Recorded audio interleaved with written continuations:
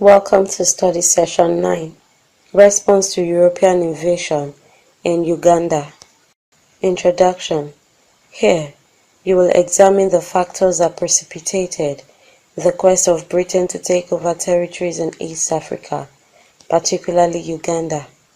Britain, as it will be recalled, wanted to control these places so as to prevent them from falling into the hands of other European or African powers capable of downing either the river or any of its tributaries to the detriment of Egypt. Consequently, the British were interested in extending their influence to East Africa. In 1890, Germany and Britain reached an agreement called Anglo-German Agreement Influence, which declared the Kingdom of Uganda and some other parts of East Africa a British sphere. Learning outcomes. When you have studied this session, you should be able to discuss why the British were interested in taking over political control in Uganda.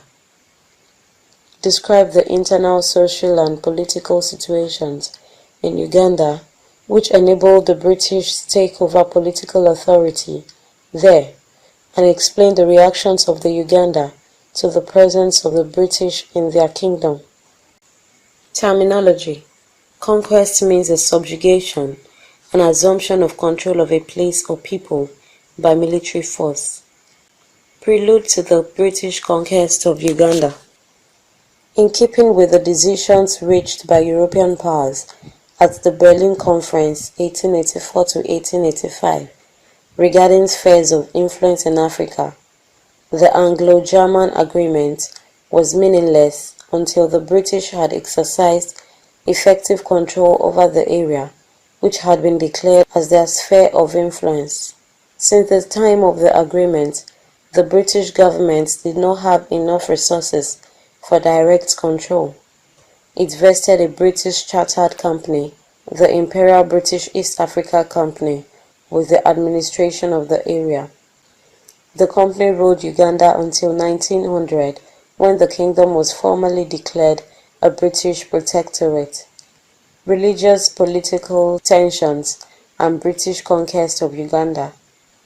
The prevailing religious and political situations in Uganda dictated the Uganda reaction to the British presence and subsequent takeover of their kingdom. Before 1888, Uganda had come under the influence of two foreign religions, the Islamic and Christian religions. The followers of these religions had received new ideas which made them challenge the authority of the Kabaka, ruler of Uganda, and disobey his orders, which were not in agreement with the tenets of their religion. Kabaka Mutesa and religious conflict in Uganda. Kabaka Mutesa, who ruled Uganda between 1856 and 1884, had resented the challenge to his authority by the followers of the two religions by punishing them.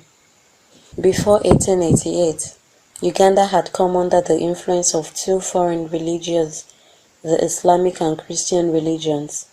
The followers of these religions had received new ideas which made them challenge the authority of the Kabaka, ruler of Uganda, and disobey his orders which were not in agreement with the tenets of their religion. Kabaka Mutesa, who ruled Uganda between 1856 and 1884, had resented the challenge to his authority by the followers of the two religions by punishing them. The Christians and the Muslims shared political posts in the kingdom among them. No sooner had they seized political power than they engaged in rivalry of the control of the kingdom. Each part desired to control the country exclusively. In the struggle that ensued, the Muslims succeeded in driving the Christians away from the country. They seized power, deposed Kiwewa, and installed Kalema, another rival prince to the former, as their puppet Kabaka. In 1890, the Christians rallied round Mwaga. They deposed Kabaka and through Charles Stokes, a European arms dealer, they fought their way back and seized control of the kingdom in 1890. They shared political posts among themselves and drove the Muslims away. Captain Lugard and the conquest of Uganda. Having seized political power, the Christians split into two factions, the Catholics and the Protestants, each seeking to control the kingdom solely. It was at the period that Captain Lugard, the agent of the Imperial British East Africa Company, arrived in the kingdom. He succeeded in making Kabaka Mwanga to sign a treaty with the company, but he failed to make him accept the company's flag. Lugard studied the religious and political situations in the kingdom. He decided to take advantage of the factions in the kingdom. War broke out between the Catholics and the Protestants in 1892. Lugard supported the latter. The Catholics were defeated. Lugard's men captured the Kabaka's palace and hoisted the company's flag there.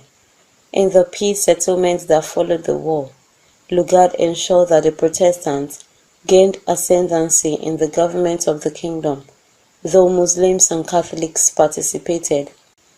Reactions of the Ugandans to British conquest. As a result of the alliance between British and Protestants, the Protestants ensured that the British had a foothold in the kingdom. They accepted the British protection, which the Kabaka, the Catholics, and the Muslims disfavored. They also helped the British to consolidate.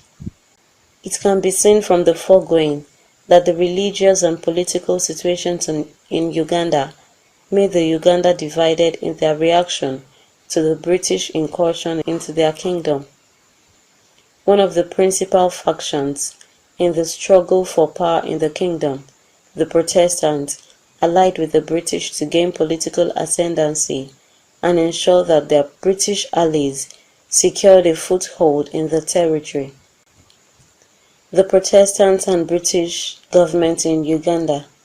Although the Protestants aided the British to gain political control in Uganda, they did not want to be relegated into the background in its governance.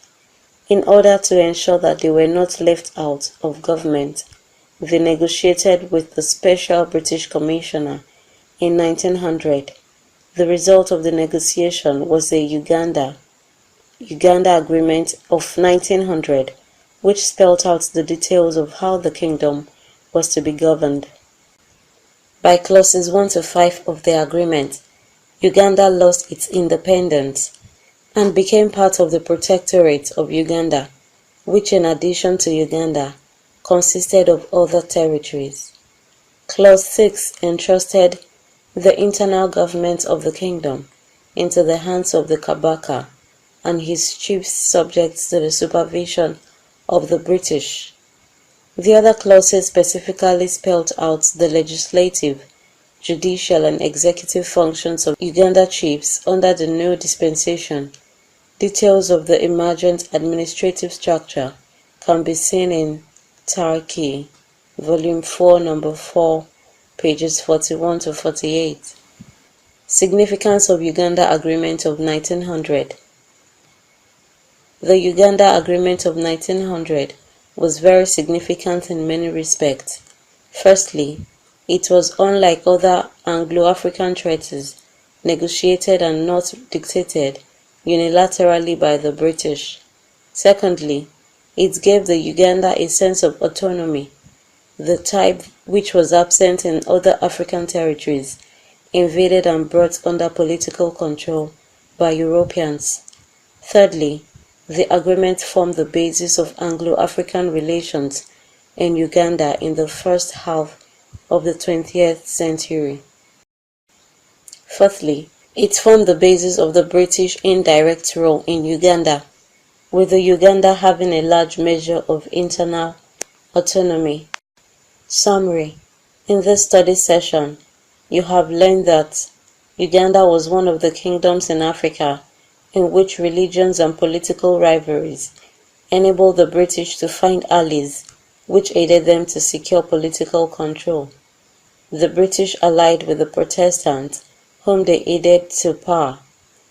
Unlike in other African countries acquired by the British, the Uganda British allies negotiated the future government of the country with the invaders.